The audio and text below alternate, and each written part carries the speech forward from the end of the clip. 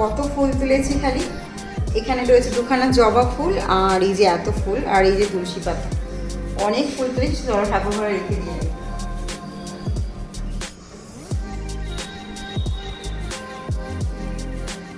Good morning everyone, welcome back to our channel. সবাই কেমন আছো? সবাই ভালো আছেন, আমিও খুব খুব খুব ভালো আছি। তো চলো নতুন একটা সকালের সাথে নতুন একটা ব্লগের সাথে আজকে দিনটাকে শুরু করি। আজকে শরীরটা খুব একটা বেশি ভালো নেই, চোখ মুখ দেখে বুঝতে পারছো। পেটে ভীষণ যন্ত্রণা হচ্ছে, পেটের একটু প্রবলেম হচ্ছে, তো সেই জন্য শরীরটা খুব খারাপ, শরীরটা দুর্বল লাগছে। নর্মালি শরীর খারাপ হলে আলাদা ব্যাপার, কিন্তু শরীরটা দুর্বল লাগছে, তো সেই জন্য একটু সমস্যা হচ্ছে। তো ওই যে জামা কাপড় এখানে আমি এতগুলো নামালাম, সেই কদিন ধরে পাট করবো করে আর সময় হচ্ছে না। তো তারপর আবার কাচছি, কিছুটা পাট করছি, আবার কাচা হচ্ছে, আবার জ্বর হয়ে যাচ্ছে। জামা কাপড় কাচতেও হবে, কিছুই হয়নি, সংসারের সমস্ত কাজ হয়েছে। ওখানে জামা কাপড় জড়ো রয়েছে, ওগুলো মেশিনে দেবো। আর এখানে ঘরের মধ্যে রয়েছে, বুডির মধ্যে জামা কাপড়, এগুলো দেবো। বিছানা এখনও তোলা হয়নি, সমস্ত কিছু কাজ আজকে পড়ে রয়েছে।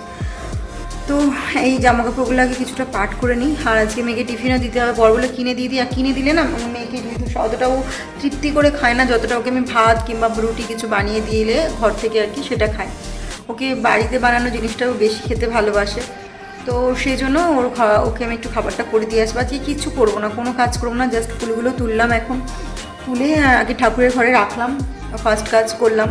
সকালে বরাতকে নিজেই তরকারি ফ্রিজ থেকে বার করে গরম করে খেয়ে গেছে। মেয়েকেও আমি গরম করে দিয়েছিলাম মোটামুটিভাবে, দিয়ে খায়।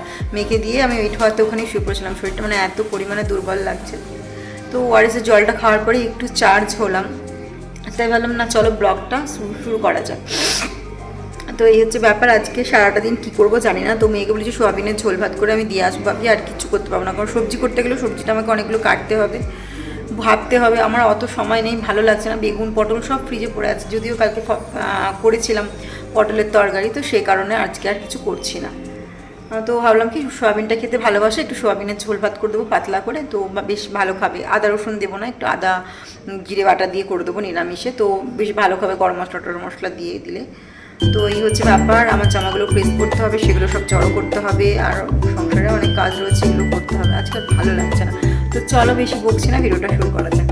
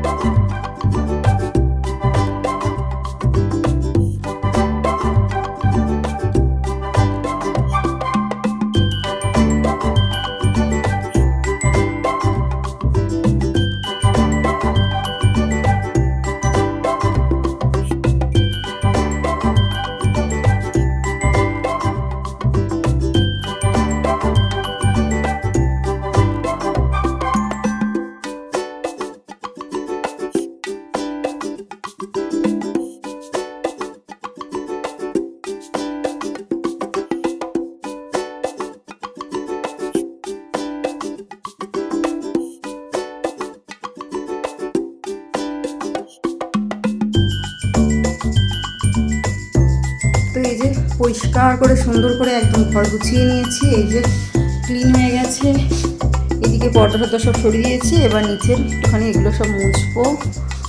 চিরুনির ক্লিপটা এখানে রাখা রয়েছে। এই ঘরটা না পজিশনটা এতটাই যে বলার মতন নয়।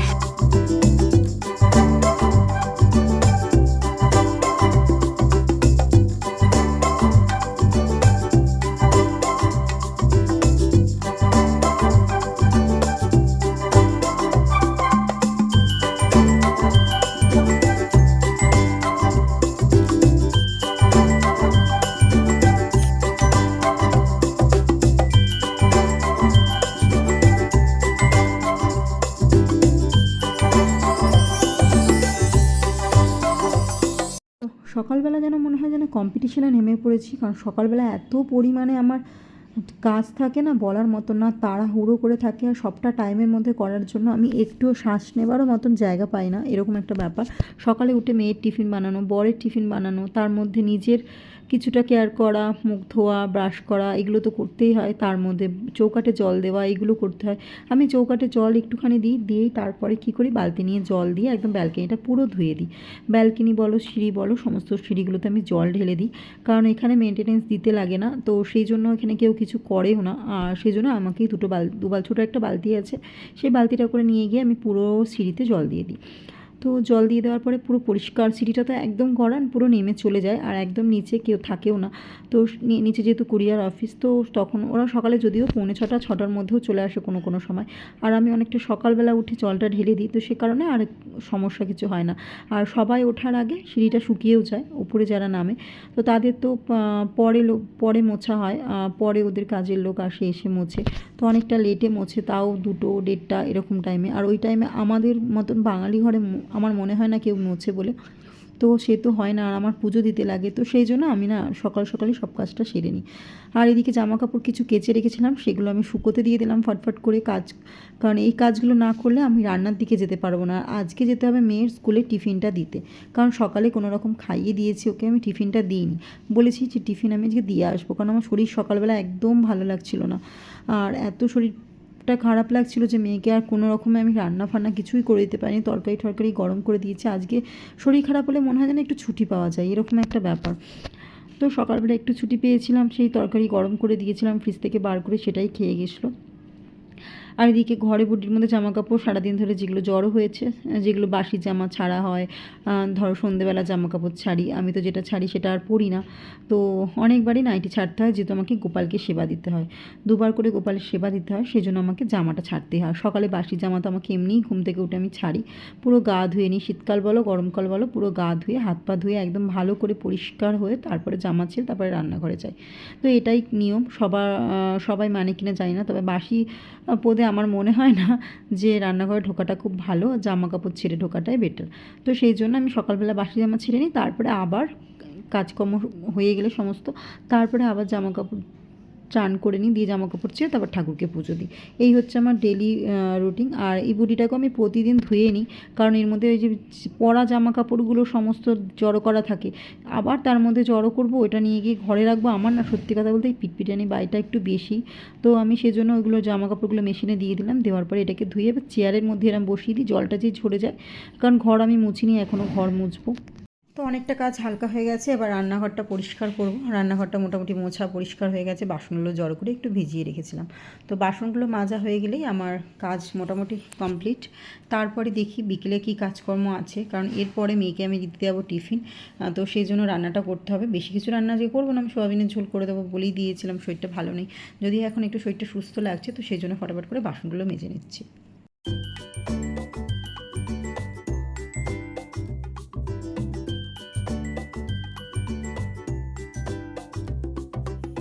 বাইরে পড়ছে বৃষ্টি, তাই ছুটকিকে নিয়ে চলে এসেছি ব্যালকনিতে, ভীষণ জোরে বৃষ্টি পড়ছে। ওইটাকে ওখানে পেতে নোংরা করেছিস কেন? ও সবে ওটার মধ্যে হেগে পড়বে, ডিমটা ফেটে গেছে, চুটকি ডিম পারবে বলে এই যে জায়গা করা হয়েছে, ভুতুরে কাণ্ড, খালি উল্টো পাল্টা কাণ্ড, পুতুলের জিনিসগুলো নিয়ে এসে নষ্ট করছে। এই যে চুটকি এখন একা হয়ে গেছে, কেউ নেই ওর সাথে, আর ওকে এখানে রেখে দিয়েছে। এই যে বলদটাকে দেখেছো, এই বলদের কাজ, এই যে বিছানা করে দিয়েছে, খরগোশ পেয়েছে ওকে। এই যে মরে গেছে গো, নিয়ে আসলে তো আবার চটকিদেরকে মেরে দেবি গো। না, তুই তো কুকুর আছিস বাড়িতে আমাদের, তুই তো আমাদের বড় সড়ো ডগি, আবার আমার দ্বিতীয় কুকুর চাই।